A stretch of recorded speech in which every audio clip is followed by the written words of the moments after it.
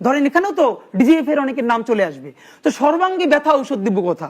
এখন এই সরকারটা চালাইতে হলে তার আর্মি লাগে, ডিজিএফআই লাগে, এনএসআই লাগে, পুলিশ লাগে, আমলা লাগে। প্রত্যেককে হাসিনা এমন ভাবে নগ্নভাবে ব্যবহার করেছে যে তাদের কোনো প্রফেশনালিজমের ছাপও নাই। আপনি যারা ধরবেন সেই নগ্ন হয়ে আসবে। তো এখন সে তো আসলে ফাংশন করতে পারতেছে না। এখন এইখানে যদি আমরা বিপ্লবটা করে ফেলতে পারতাম তাহলে দুর্দান্ত হতো, এই কাঠামোটাই ভেঙে ফেলতে পারতাম। এখন আমরা বিপ্লবও করতে পারি নাই, গণ অভ্যুত্থানের ফসল ঘরে তুলতে পারি নাই।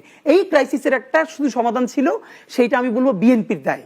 সেই দায়টা হলো ঠিক যখন ছাত্ররা বলেছিল প্লিজ আসেন আমরা 2 বছরের জন্য জাতীয় সরকার করি।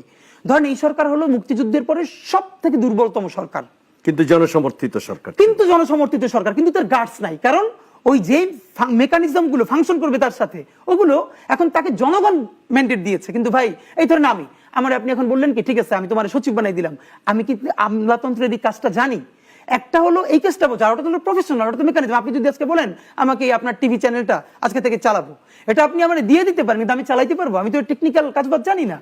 তো এখন আমলাতন্ত্রে যত রিক্রুটমেন্ট হয়েছে, পুলিশে হয়েছে, সবই তো ওই লোকজন। এখন তো সম্ভব না কালকেই বিসিএস নিয়ে একজন ধরেন আপনি অ্যাসিস্ট্যান্ট কমিশনার পদে যোগ না দেওয়া আপনি তার এডিশনাল সেক্রেটারি বানাবেন, এটা তো সম্ভব না।